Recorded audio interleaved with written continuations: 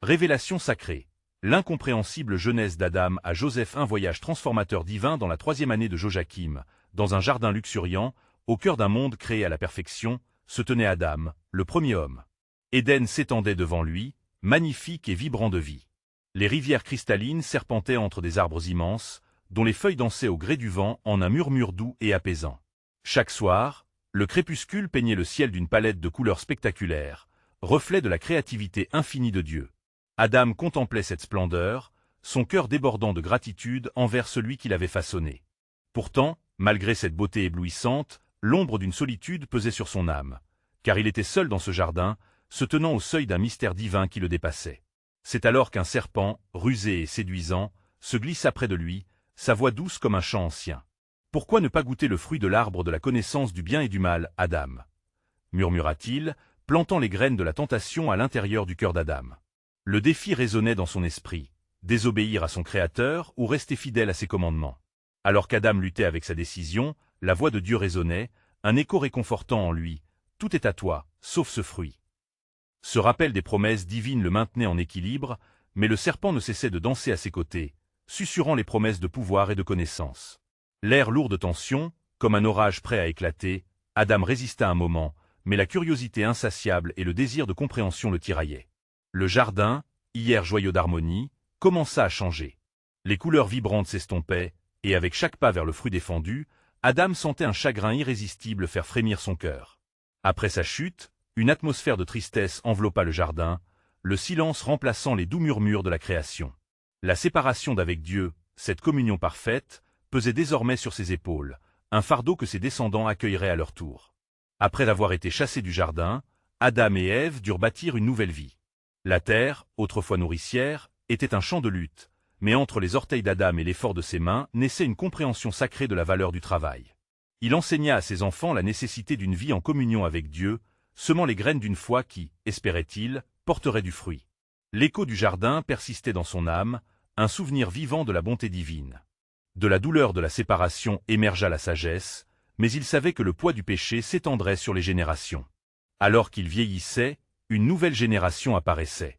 Noé, un homme de foi au cœur pur, se leva dans un monde corrompu, écoutant la voix de Dieu parler au milieu du tumulte. « Construis une arche, lui dit Dieu, révélant un plan divin au milieu du chaos. » Adam, observant à distance, réalisait que son histoire se continuait, résonnant à travers le temps, chaque homme confronté à sa propre quête de justice et de miséricorde.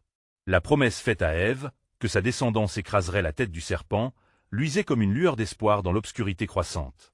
Avant de continuer avec ce récit biblique incroyable, je veux m'assurer que vous ne manquez aucune de ces histoires puissantes des Écritures. Cliquez sur l'icône de cloche et sélectionnez toutes les notifications. Ces narratifs bibliques ont transformé d'innombrables vies à travers l'histoire. Si la parole de Dieu à travers cette histoire vous bénit, s'il vous plaît aimez et partagez avec quelqu'un qui a besoin d'entendre sur la fidélité de Dieu aujourd'hui. Dites-moi dans les commentaires, quelle histoire biblique a le plus impacté votre parcours de foi? Je suis toujours émerveillé de comment la parole de Dieu parle au cœur à travers les générations. Maintenant continuons avec ce que le Seigneur fit ensuite. Le récit d'Adam résonnera à travers chaque génération, même au cœur de la lignée d'Abraham, qui porterait les promesses de Dieu à lui et à sa descendance. Par la foi, il traversera des épreuves, tout comme Isaac et Jacob, sculptant les pierres angulaires de la foi dans la pensée d'Israël. Dans la famille de Jacob, un jeune homme au destin miraculeux, Joseph, émergera. Ses rêves de grandeur, souvent mal compris, porteraient en eux l'assurance d'un plan divin. Bien qu'assombri par la trahison de ses frères, il demeurera loyal envers Dieu, un reflet poignant de la providence divine. La lutte pour la rédemption tisse un récit intemporel, dont Adam est le premier chapitre. Alors que chaque figure biblique, de Noé à Joseph, se tenait à une croisée spirituelle, tous cherchaient à connaître le dessein de Dieu au milieu des tempêtes de la vie. Comment leur souffrance se fondrait-elle dans le plan rédempteur promis? Le mystère reste vibrant, une promesse de lumière scintillante au travers de l'obscurité vêtue de secrets divins encore à découvrir. Alors que le soleil se levait sur l'horizon, illuminant le paysage de promesses anciennes, la lignée d'Abraham se dressait, ébranlée par l'ombre de ses propres luttes. Dieu, dans sa sagesse infinie, avait choisi Abraham, un homme de foi, pour être le père d'une multitude, et cela se réalisait à chaque nouveau descendant. Isaac, son fils, avait hérité de la bénédiction, mais portait également le poids des attentes. Près de l'autel où son père l'avait un jour lié, il méditait sur la fidélité de Dieu, se rappelant la voix divine qui avait murmuré des promesses. Isaac épousa Rebecca, et leur union fut célébrée par le ciel et la terre, témoignant de la continuité du plan divin. Leurs enfants, Ésaü et Jacob, étaient tout aussi différents. Ésaü, l'aîné, un chasseur talentueux, et Jacob, le réfléchi, aux mains douces et agiles, luttait dans le ventre de leur mère. Leur vie serait marquée par le conflit et la rivalité, illuminée par le choix souverain de Dieu, qui préférait Jacob pour porter l'héritage d'Israël. Un jour, fatigué et affamé, Ésaü rentra du champ, accablé par la fatigue de la journée. Son regard se posa sur la mijoteuse, dont la senteur éveilla en lui un désir intense. « Donne-moi un peu de cette soupe rouge » demanda-t-il, l'angoisse dans la voix. Jacob, usant de ruse, répondit « Vends-moi d'abord ton droit d'aînesse. » Ésaü, peu conscient de la valeur du don sacré qu'il allait renoncer, céda à la tentation, et ainsi, par un acte de manque de discernement, le destin d'Israël prit un tournant inévitable. Avec la promesse divine gravée dans ses entrailles, Jacob se mit en route. Il chercha la solitude et est l'union avec Dieu. Une nuit, alors qu'il campait sous les étoiles scintillantes, il se retrouva à lutter toute la nuit avec un homme mystérieux. Les deux figures dans cette lutte symbolisaient bien plus que la terreur et l'angoisse d'un homme désireux d'affirmer son identité. Chaque mouvement, chaque soubresaut, portait avec lui l'histoire d'une nouvelle nation, une promesse et un héritage divin. « Je ne te laisserai pas partir tant que tu ne m'auras pas béni », supplia Jacob, réalisant que chaque blessure infligée était aussi une cicatrice de rédemption. Et à l'aube de ce combat, sa vie fut changée à jamais, alors que le mystérieux lutteur lui attribua le nom d'Israël, signifiant « celui qui lutte avec Dieu ». Dans cette rencontre, la séparation d'avec Dieu commençait à se guérir lentement, la lutte personnelle devenant un reflet de la lutte collective que son peuple affronterait. Jacob retourna vers sa famille, avec une richesse spirituelle renouvelée. Il avait changé, et son histoire se mêlait désormais à celle de ses enfants. La promesse transmise à travers Abraham, portée par Isaac, puis endossée par Jacob, ouvrit les portes d'un récit plus vaste. Ses enfants, alors dispersés comme les étoiles dans le ciel, seraient appelés à faire face à des épreuves, mais aussi à des délivrances miraculeuses. Ainsi, le voyage de la rédemption continuait d'avancer, une mélodie divine tissant les cœurs ensemble, des générations aux visages différents mais aux âmes liées par la foi. Ce que Jacob ignorait, cependant, c'était que son fils Joseph, déraciné par ses frères, porterait la lumière dans les ténèbres d'Égypte, utilisant la souffrance pour accomplir les desseins de Dieu. Et Joseph dit à ses frères, « Vous aviez l'intention de me faire du mal, mais Dieu l'a changé en bien, pour réaliser ce qui arrive aujourd'hui, pour sauver la vie d'un grand peuple. » Genèse 50, 20, ce n'était qu'un préambule aux révélations divines à venir. Un plan, tissé dans le tissu du temps, prêt à se dévoiler, conduisant à une rédemption ultime promise. Écoutez et attendez, une promesse est en marche, et le voilé dévoilera sa gloire.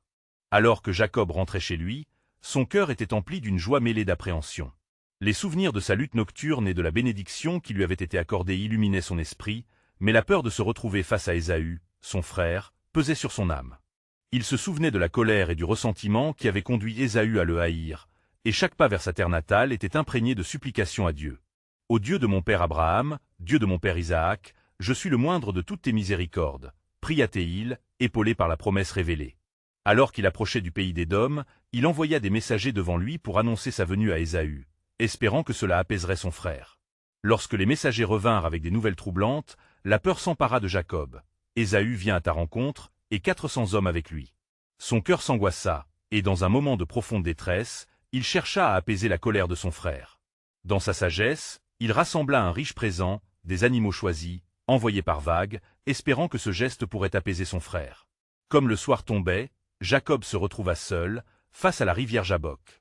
Dans cette nuit de contemplation, il se mit à prier, suppliant Dieu de le délivrer de la main de son frère. Ses pensées voyageaient vers l'avenir de sa lignée, se remémorant les promesses divines. Une fois encore, la lutte surgit, mais cette fois-ci, ce n'était pas un homme mystérieux, mais l'angoisse de son cœur, le poids de ses erreurs passées. Entre les cris du vent et le murmure apaisant de la rivière, Jacob s'abandonna à Dieu. « Je ne suis pas digne de tout ce que tu as fait pour moi. » Il se rappela que Dieu l'avait choisi, que même dans son imperfection, des miracles pourraient encore naître. Au lever du jour, Jacob se retrouva face à la rivière, témoin de son propre combat intérieur. Soudain, il aperçut une silhouette au loin, la silhouette d'Ésaü. Le cœur battant, il se présenta devant son frère, se prosternant à plusieurs reprises. Mais ce qu'il ne s'attendait pas à voir, c'était ce visage empreint de miséricorde. Ésaü, comblé d'une émotion inattendue, courut à la rencontre de Jacob. « Mon frère » s'écria-t-il, et il l'étreignit avec force. Les larmes coulèrent sur leurs joues, témoins d'un pardon puissant et d'une réconciliation divine. Jacob, réalisant la grandeur de cette grâce, s'exclama « J'ai vu votre visage, et c'est comme voir le visage de Dieu. » La promesse d'un nouveau commencement se tissait entre eux, illustrant comment Dieu peut transformer la haine en amour et la douleur en célébration. Leur vie, marquée par des épreuves, était désormais unie par ce lien sacré. Jacob offrit à Ésaü le don qu'il avait préparé, une marque de sa repentance et d'un respect rétabli. Ils établirent une nouvelle alliance, reconstruisant ce qui avait été brisé. Et là, sur les rives de Jabbok, une nouvelle bénédiction fut déclarée. Jacob comprit alors que son voyage spirituel avait seulement commencé. Chaque pas porté par la foi dans le récit de la rédemption le rapprochait de la promesse divine. « Car je sais les projets que j'ai formés sur vous, dit l'Éternel, projets de paix et non de malheur, afin de vous donner un avenir rempli d'espoir. » Jérémie 29, 11. Ainsi, se tenait devant lui un nouvel horizon rempli de promesses. Une histoire de réconciliation, marquée par la providence de Dieu, ne faisait que commencer à s'écrire. Dans le silence de cette nuit, les étoiles témoins du ciel semblaient murmurer que des révélations plus profondes attendaient ceux qui croyaient encore. Alors que les premiers rayons du soleil déclairaient le paysage, Jacob et Ésaü, désormais réconciliés, s'assirent ensemble au bord de la rivière Jabbok. Leurs regards, autrefois remplis de rancœur et de méfiance, brillaient maintenant d'une compréhension mutuelle. « Que s'est-il passé entre nous, mon frère ?» demanda Ésaü, les yeux pleins d'étonnement. Jacob répondit avec humilité, « C'est Dieu qui a travaillé dans nos cœurs. Il nous a montré que l'amour peut triompher du passé. » Ainsi, ils se racontèrent chacun leurs péripéties, rappelant les années de séparation, leurs luttes et défis. Ésaü, en tant qu'aîné, avait été la première victime de la trahison de Jacob, mais à mesure des histoires racontées, la paix s'installait. Alors que les souvenirs de douleur s'effaçaient, une nouvelle force se dressait entre eux, celle d'une fraternité retrouvée. Cependant, alors qu'ils parlaient de leur vie respective, Jacob sentit une inquiétude grandissante dans son cœur. Il se facteur à la promesse divine qu'il avait reçue. « Ésaü, je suis appelé à une grande nation. Dieu m'a dit que de ma descendance viendront des rois. » Ésaü répondit avec une curiosité empreinte de méfiance. « Et quel genre de royaume et de nation cette promesse crée-t-elle » Jacob scruta le visage de son frère et répondit avec assurance. « Un royaume qui glorifiera l'Éternel. Si nous construisons notre vie ici, en tant que frères, sous le regard du Seigneur, notre descendance sera bénie de génération en génération. » Un silence pesant flottait autour d'eux, alors que la gravité des paroles de Jacob pesait sur l'air frais du matin. Esau, bien que touché, de meurait méfiant. Mais, Jacob, n'oublie pas que le monde peut être un terrain traître. Ta promesse pourra-t-elle vraiment surmonter tous les dangers à venir? Jacob leva les yeux vers les cieux, les nuages se dissipant pour laisser voir la lumière brillante du soleil levant, et répondit, « Dieu a promis, et sa parole est fidèle. J'ai lutté avec lui, et j'ai été changé. Parfois, le chemin peut sembler obscur, mais je suis convaincu que l'obéissance et la foi ouvriront la voie. » Leur discussion fit ressortir un vécu de promesses et de malédictions, d'errance et de nouvelles alliances. Malgré le calme apparent, une ombre subsistait dans le cœur de Jacob. Le souvenir de la colère de Laban, son oncle, et ses propres choix passés le hantaient encore. Il s'interrogea. « Avec quel héritage vais-je me présenter devant ma famille? Est-ce que mes erreurs les hanteront aussi ?» Ésaü, comprenant la profondeur de cette pensée, posant sa main sur l'épaule de Jacob, déclara « Notre héritage n'est pas seulement ce que notre sang a produit, mais ce que nos impuretés ont été purifiées par la miséricorde. Ce que Dieu a réconcilié est plus fort que ce qu'il a égaré. » Avec ces mots, une vague de paix inondait le cœur de Jacob. « Je m'engage à suivre les voies de l'Éternel et à enseigner cela à mes enfants. Ils doivent connaître le vrai héritage, celui de la foi, de l'amour et de la rédemption. » Et alors qu'il se levait pour quitter les rives sacrées de Jabbok, une nuée de lumière enveloppa Jacob, manifestant la présence divine. L'Éternel lui murmura, « Je suis avec toi, même dans les ténèbres.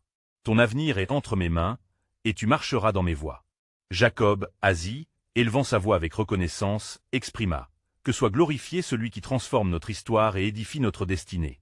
En effet, je sais que mes plans pour vous sont de paix et non de malheur, pour vous donner un avenir plein d'espérance. » Jérémie 29, 11.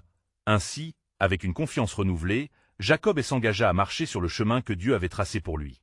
Toutefois, il ne pouvait ignorer que le voyage n'en était que à ses débuts, et une question demeurait pressante dans son âme. Quel était le prochain chapitre de cette histoire divine? Le soleil s'élevait encore plus haut dans le ciel, répandant sa chaleur sur la terre. Jacob et Ésaü se dirigeaient vers le camp où leur famille attendait. Jacob, bien que soulagé par la réconciliation, était habité par une préoccupation intérieure. La promesse divine qu'il portait en lui semblait aussi immense qu'effrayante, comme un vêtement dont il n'était pas sûr qu'il lui aille. Alors qu'il marchait, une brume légère enveloppait le paysage. Jacob se tourna vers son frère et dit « Ésaü, je ne peux ignorer ce que Dieu a prononcé sur ma vie. Mais, chaque pas que je fais, je me demande si je suis vraiment l'homme qu'il veut que je sois. » « La vérité, Jacob, répondit Ésaü, est que tous deux nous avons été façonnés par nos choix, mais aussi par la main de Dieu. Rappelle-toi, même dans nos erreurs, Dieu œuvre pour ceux qui l'aiment. » Jacob acquiesça, mais sa réflexion fut interrompue par une vision soudaine. Devant lui, il vit une grande lumière, illuminant un sentier dans les champs. Il sentit une voix douce et forte l'appeler. « Jacob, lève-toi et veille sur la promesse que j'ai déposée en toi. Mon dessein s'accomplira, mais tu dois être prêt à marcher dans la foi. » Ésaü, ressentant le changement dans l'attitude de son frère, s'arrêta. « Que vois-tu, Jacob ?»« Une lumière, répondit Jacob, encore perdu dans sa vision.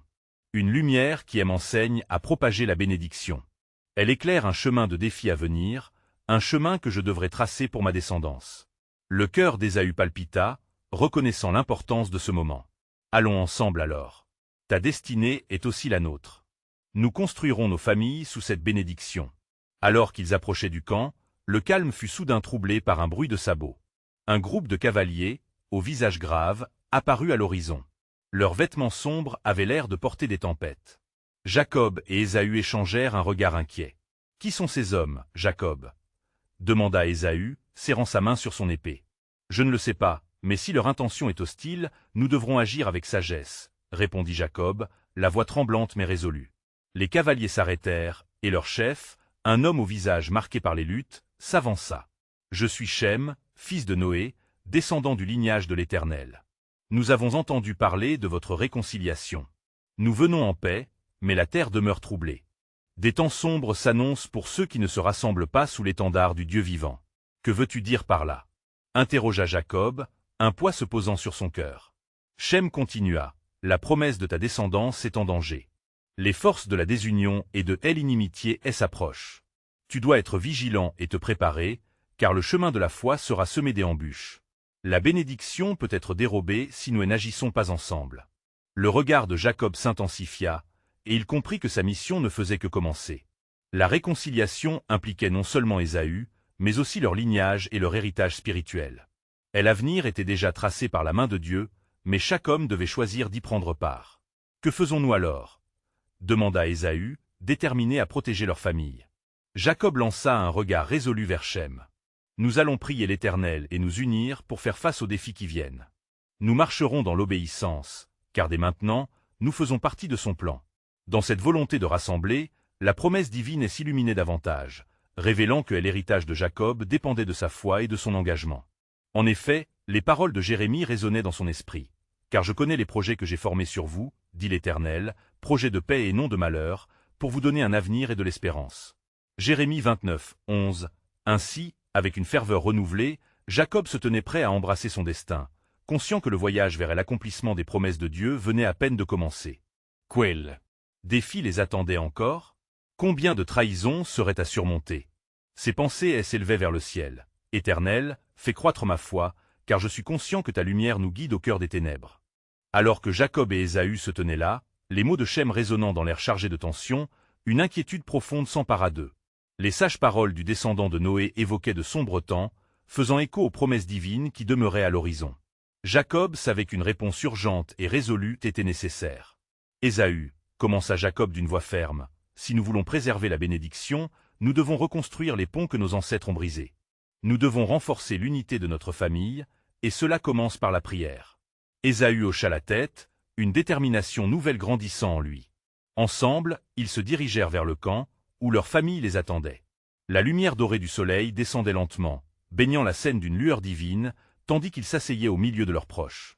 Jacob leva les yeux vers le ciel, sa voix tremblante de respect, mais pleine de foi. « Éternel, nous venons devant toi en quête de sagesse. Unis-nous dans la force de ton esprit pour faire face aux défis qui se profilent. » Les paroles de Jacob émoussèrent l'angoisse qui pesait sur le cœur des présents. Ensemble, en adoration, ils implorèrent la faveur de Dieu. Les visages des enfants, des femmes et des hommes reflétaient un mélange de crainte et d'espoir. Soudain, une ombre passa au-dessus d'eux, Et un vent soudain s'éleva, apportant des murmures d'autre temps, des échos d'histoires anciennes, de l'ombre du jardin d'Éden à l'effondrement de Babel. Jacob ressentit une vague de clarité. Il savait que Dieu était présent. « Écoutez, dit-il, sa voix s'élevant. Lorsque Dieu a créé l'homme, il a dit, « Faisons l'homme à notre image. Nous portons en nous l'appel d'un avenir radieux. » Ces mots résonnèrent comme un parfum de rébellion contre l'obscurité. Shem, attentif, ajouta, « La promesse faite à Abraham, de faire de lui une grande nation, s'étend à vous. Ainsi, nous devons comme lui, affronter les défis non pas par la peur, mais par la foi. » Au moment où ces paroles flottaient dans l'air, une lumière surnaturelle se mit à briller entre eux. Les enfants, fascinés, s'approchèrent, comme attirés par une vérité intangible. « Nous avons besoin d'unis, » continua Ésaü, le regard brillant de l'assurance de la promesse. « Nous devons marcher ensemble pour protéger notre héritage et notre descendance.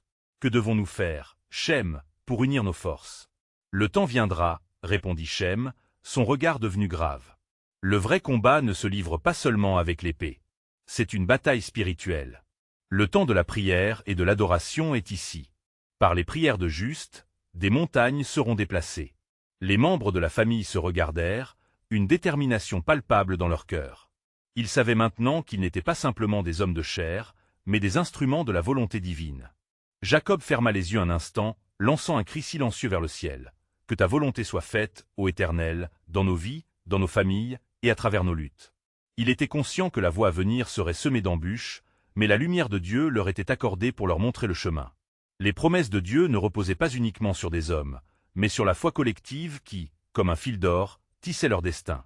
Alors que le jour déclinait, un grand silence enveloppa le camp, et la présence de Dieu sembla se rapprocher, apportant réconfort et paix.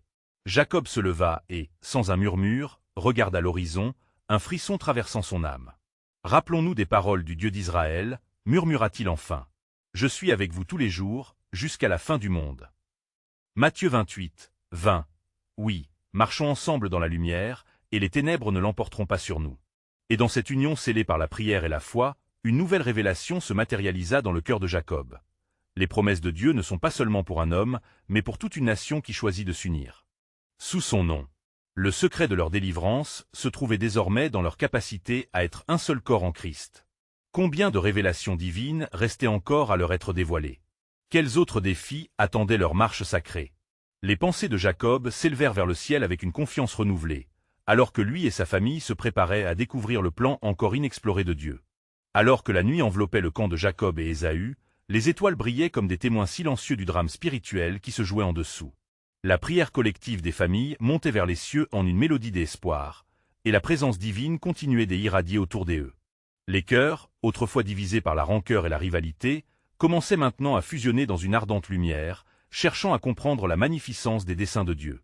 Jacob, ressentant le poids des générations sur ses épaules, prit la parole avec une voix empreinte d'émotion. « Ésaü, notre héritage ne repose pas seulement sur la chair, mais sur l'esprit et la foi. Souvenons-nous de notre père Isaac, qui a souvent prié pour nous, implorant le Seigneur de nous garder unis. Nous avons hérité de ses promesses. » Ésaü, touché par ces mots, lui répondit, « Oui, frère, unissons nos voix dans cette quête. Mais comment pouvons-nous être des témoins fidèles de cette promesse dans les temps à venir ?» Shem, toujours présent, leva la main, comme pour apaiser les âmes agitées. « Il est essentiel de comprendre que la lutte que vous affrontez n'est pas contre la chair et le sang, mais contre des principautés, des autorités, et des esprits méchants dans les lieux célestes. » Éphésiens 6h12. Il y a un combat spirituel pour votre nation. Vous devez préparer vos cœurs par la prière et la repentance. Les mots de Shem se répercutèrent dans l'âme de Jacob comme un écho divin. Il se souvint des promesses de Dieu et de la manière dont les ancêtres avaient été mis à l'épreuve à maintes reprises, seulement pour découvrir que, dans l'adversité, Dieu révélait sa grandeur. La nuit s'avançait, et une étrange lumière commença à scintiller au loin, attirant l'attention de tous. Ce n'était pas une étoile ordinaire, mais une lumière qui ressemblait à un feu, vibrant à la fois de chaleur et de puissance. Jacob comprit que cela était à la fois un signe et un appel. « Regardez, s'exclama-t-il. Dieu nous parle. Approchons-nous de cette lumière pour rechercher sa volonté. » Ils s'avancèrent, unis dans leur détermination. Lorsque Jacob tendit la main vers cette lumière, il expérimenta une révélation soudaine, une vision de l'avenir de sa descendance. Des nations se lèveraient, des rois naîtraient de sa lignée, et la promesse de rédemption culminerait dans des générations à venir. « Éternel, je vois, murmura Jacob, son cœur empli de crainte et d'admiration. Mais quel est le prix de cette bénédiction? Que devrions-nous apprendre dans notre faiblesse? Shem répondit avec sagesse. Le véritable héritage et la bénédiction ne se trouvent pas dans la richesse ni le pouvoir, mais dans la fidélité d'un peuple qui marche avec Dieu. Souvent, les épreuves sont les moyens par lesquels Dieu façonne le caractère de ceux qui lui appartiennent. Les familles se mirent à prier ensemble, leur voix s'élevant dans un cri collectif de dévotion. Dans cette adoration, une paix perceptible les envahit. Les enfants, les femmes et les hommes bientôt élèveraient des chants de louanges, comme des tubes de lumière s'élevant vers le ciel, ajoutant un accent sacré à la nuit étoilée. Quand l'Éternel restaurera la fortune de Sion, nous serons comme ceux qui rêvent. Psaume 126, 1. Chantèrent-ils en chœur, rendant grâce pour les promesses à venir. En ce moment, là, tous comprirent que la vérité ne se trouvait pas uniquement dans le présent, mais dans l'espérance du plan exalté de Dieu. Tandis qu'ils s'élevaient dans la foi, un frisson des anticipations parcourut chacun d'eux. Ainsi, dans leur cœur, une nouvelle révélation émergea. Ce qu'ils commençaient à expérimenter était un avant-goût de telle alliance éternelle que Dieu établissait avec ceux qui cherchaient sa face. À travers les défis à venir, ils allaient découvrir que la main de Dieu était déjà à l'œuvre, préparant leurs pas pour la délivrance. La promesse de Dieu ne cessait jamais d'œuvrer, même dans l'obscurité. Car, ainsi dit le Seigneur, « Voici, je fais toutes choses nouvelles. » Apocalypse 21h5, se répétaient-ils en pensée, alors que leur cœur battait à l'unisson pour un avenir qu'ils n'avaient pas encore goûté, mais qui était déjà leur en Christ. Alors que le ciel commençait à se teinter des premières lueurs de l'aube, la lumière qui avait attiré Jacob et Ésaü persistait, irradiante et puissante. Les familles, leurs cœurs affermis par les paroles des unités et des espoirs, elles s'étaient rassemblées autour de cette étincelle divine.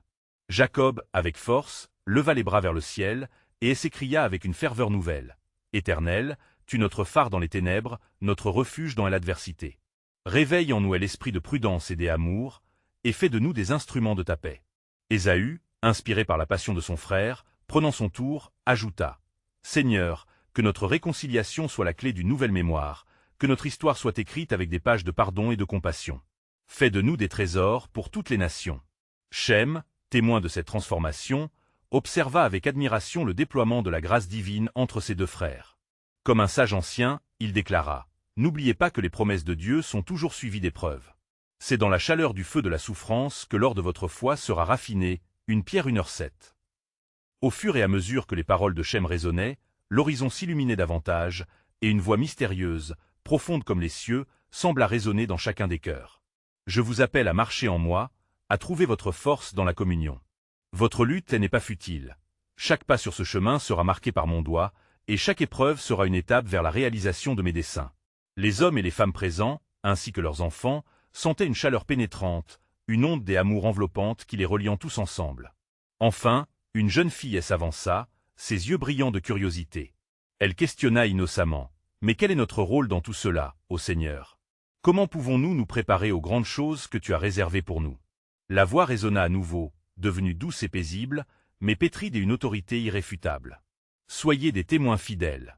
Cherchez ma sagesse dans la prière, enseignez à vos enfants la vérité de mon amour. Par votre foi, des montagnes seront déplacées. » Matthieu 17h20. Mais sachez qu'il vous faudra dès abord traverser le désert de telle épreuve, car c'est ici que se forgera votre caractère. Jacob, pris d'une nouvelle détermination, éleva sa voix et proclama « Oui, Seigneur, nous marcherons ensemble dans ta lumière, même à travers l'ombre de la résidence. Nous saisirons cette vérité et nous vivrons en tant que peuple fidèle. Qu'il en soit fait selon ta volonté. » Les étoiles du ciel, témoins de cette alliance renaissante, commençaient à s'éteindre peu à peu à l'aube naissante, comme pour laisser place à un jour nouveau. Les murmures de prière s'élevèrent en un chant mélodieux, alors que chaque cœur, chaque voix s'élevait vers le ciel. « Car voici, » annonça la voix avec assurance, « les temps à venir seront remplis de bénédictions. Mais il vous faudra être vigilant, car je prépare une voie là où il n'y en a pas, et je prêterai l'oreille à ceux qui crient à moi. » Le groupe entier, animé par une ferveur renouvelée, se mit à danser et à chanter, et dans cette joyeuse adoration, l'écho des promesses divines résonnait à travers les montagnes. Enfin, une parole de révélation se déversa dans l'atmosphère sacrée. « Souvenez-vous, moi, je fais alliance avec vous. Il y a quelque chose de nouveau qui naîtra, quelque chose que vous ne pouvez encore comprendre, mais qui viendra dans le temps. Pour tout homme et toute femme, qui me cherchent de tout leur cœur, je m'ouvrirai comme un jardin en fleurs. » Et ainsi, alors que le jour émergeait dans la plénitude de sa lumière, une prise de conscience profonde se déployait. la réalisation que le cœur de Dieu était passionné par son peuple et que chaque soubresaut de leur voyage le menait inexorablement vers une nouvelle promesse. Car, dit le Seigneur, je suis le chemin, la vérité et la vie, Jean 14h6. Ce mystère divin incarnait une révélation à venir, une promesse des espérances et des avenirs, laissant chacun les esprits animés de foi, avides de découvrir les desseins cachés du Très-Haut. La lumière du jour s'étendait progressivement, enveloppant les cœurs de grâce, tandis que la promesse divine vibrante échoua encore dans l'air. Jacob, Ésaü et leur famille, unis dans l'assurance d'un avenir lumineux, se tenaient en cercle, les mains tendues l'une vers l'autre, comme pour sceller leur engagement mutuel. La voix de Dieu continuait de résonner dans la profondeur de leur être. Dans ce que vous avez accepté aujourd'hui, une mission a été ordonnée. Un chemin de rédemption et de sanctification vous attend, proclama la voix, aussi réconfortante qu'une brise douce mais avec la puissance d'un tonnerre. Mais attention, les vérités révélées sont autant des bénédictions que des fardeaux. Les visages, illuminés par l'éclat de la promesse, devinrent soudain solennels alors que la gravité des paroles divines s'imprégnait dans leur âme. Ésaü, conscient que des défis les attendaient, s'écria « Quoi qu'il arrive, nous ne serons pas seuls. Le Seigneur est avec nous dans cette démarche. » Shem, sage entre les sages, hocha la tête. En vérité, la vallée des ombres n'est pas une fin, mais un passage. Comme il est écrit, « Quand je marcherai dans la vallée de l'ombre de la mort, je ne craindrai aucun mal, car tu es avec moi. » Psaume 23h4. Un frisson parcourut le groupe alors qu'ils prenaient conscience des défis qui les attendaient. Le désert, avec ses dangers cachés et ses épreuves à venir, se profilait à l'horizon. Jacob, le cœur battant sous le poids de la responsabilité, se tourna vers sa famille. « Nous allons traverser cette épreuve ensemble, unis par l'amour du Seigneur. Qu'il nous donne la force d'affronter les tempêtes qui arrivent. » Alors qu'ils s'avançaient, la lumière se brisa soudainement sur les sommets des montagnes, illuminant les sentiers cachés dans l'obscurité. C'était comme si le ciel lui-même rendait témoignage à leur résolution. Ce moment, empreint de sacralité, rappelait les paroles du prophète. « Levons nos yeux vers les montagnes, d'où nous viendra le secours » Psaume 121, 1. Les enfants, ayant écouté avec attention, prirent la parole. « Mais pourquoi devrions-nous passer par tant de souffrances, Seigneur ?» La voix, douce et pleine de sagesse, répondit. « Chaque souffrance est une leçon, chaque déception une occasion de grandir. Rappelez-vous de Joseph, vendu par ses frères, qui à travers ses épreuves, a connu ma bénédiction. Dans l'obscurité, il a été préparé pour un destin glorieux. » Genèse 50, 20.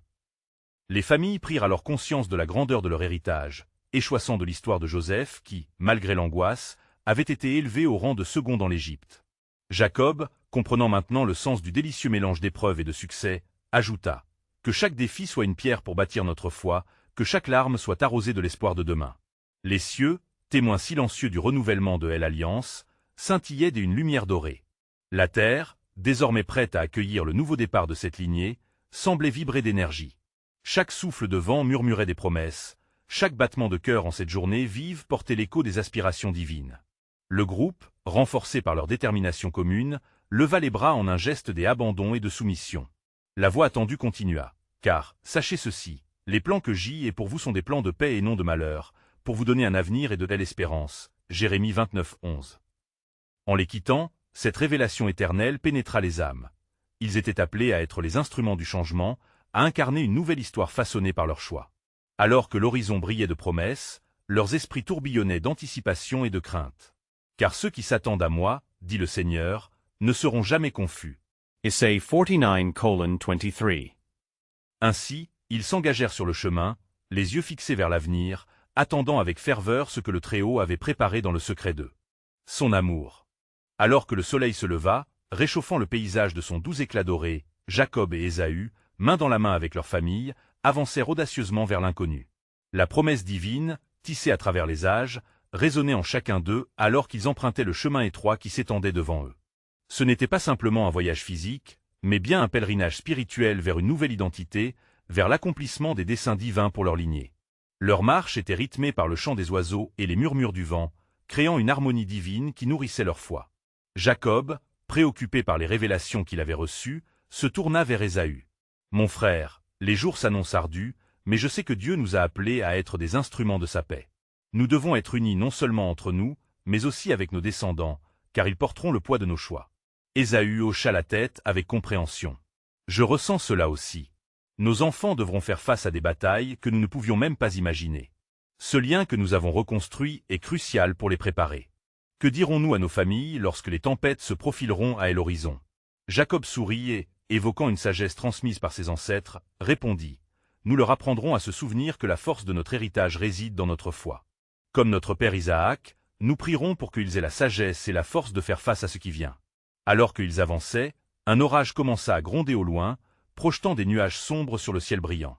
Les premières gouttes de pluie tombèrent, froissant le sol durci. Les familles, avec des craintes sourdes, se rapprochèrent, cherchant du réconfort les uns auprès des autres. Jacob leva les yeux vers le ciel, sentant le poids de la responsabilité de protéger sa lignée. Éternel, renforce notre foi alors que nous faisons face à ce qui semble menaçant. Que notre confiance en toi soit notre refuge au milieu des tempêtes, pria-t-il à voix haute, sa voix résonnant dans l'air lourd d'angoisse. Ésaü, approuvant l'appel de son frère à la dépendance divine, ajouta: Nous ne craindrons aucun mal, car notre refuge est en toi. Dans cette adversité, nous trouverons notre force. S'il nous faut traverser le déluge, nous minons nos cœurs avec la certitude de ta présence. Les flots de pluie intensifièrent, se transformant en une véritable déluge, mais leur foi restait intacte, conjointe à la promesse d'un avenir radieux. Soudain, une voix s'éleva au-dessus des temps tumultueux, éveillant leur cœur. C'était celle de Shem, dont la sagesse et l'expérience apportaient une clarté dans le brouillard. Écoutez, peuples de la promesse. Ne craignez pas, car l'Éternel combattra à vos côtés. Comme les eaux bouillonnent et se déchaînent, ainsi la force de Dieu se manifeste au milieu des épreuves. Et n'ayez pas peur, car la pluie qui tombe est une bénédiction cachée, une purification préfigurant des jours meilleurs. Leurs esprits s'éclairèrent, et Jacob, touché par ces mots, se leva avec courage. Dieu promet de faire pleuvoir des bénédictions sur ceux qui croient. Que cette tempête ne soit que l'annonce d'une moisson de justice, des amours et de paix à venir. Ensemble, réunis sous la tempête, ils levèrent les mains vers le ciel, mélangeant prière et chant de louange, transformant leur peur en adoration. La pluie qui tombait devenait une symphonie sacrée, chaque goutte résonnant comme une note des unités. Le vent soufflait avec puissance, mais leur cœur, maintenant en harmonie, trouvait la tranquillité dans le tumulte. Une fois la tempête passée, les cieux s'éclaircirent, rompant la voûte sombre pour révéler un arc-en-ciel magnifique, souvenir visible de l'alliance éternelle entre Dieu et son peuple. Les familles, émerveillées, levèrent les yeux avec un sentiment de renouveau. La promesse de paix et d'espoir brillait devant eux. Regardes. Exclama. Ésaü, les yeux écarquillés d'émerveillement. C'est le signe de la fidélité de notre Dieu. Même dans les tempêtes de la vie, il rappelle que sa promesse demeure. Jacob, ressentant la puissance de ce moment, proclama de manière définitive: C'est une nouvelle saison pour nous, mes frères et sœurs. L'Éternel a déclaré sa volonté, et nous marcherons dans la lumière de son amour. La clarté apportée par cet arc-en-ciel fut une invitation à envisager l'avenir avec foi, une assurance que chaque défi à venir serait une étape vers la plénitude de la promesse divine. Ils savaient que leurs luttes seraient nombreuses, mais l'engagement à vivre selon la volonté de Dieu, ouvert aux révélations à venir, nourrissait le feu de leur confiance. Avec cette détermination renouvelée, ils reprirent la route, unis par la puissance de leur choix. Et c'est alors que Jacob, imprégné des promesses divines, murmura avec conviction: Car je sais les projets que j'ai formés sur vous, dit l'Éternel, projets de paix et non de malheur, afin de vous donner un avenir rempli d'espoir. Jérémie 29:11. Leur voyage, maintenant marqué par une foi renouvelée et la beauté des promesses de Dieu, continuait d'avancer vers l'inconnu, avec l'anticipation d'une lumière éclatante, prête à changer le monde. Quelle révélation les attendait encore sur la route sacrée des ancêtres? Quel miracle émergerait d'une obéissance fidèle sous la main puissante de Dieu? La réponse restait un mystère, mais une chose était certaine: leur histoire n'avait fait que commencer.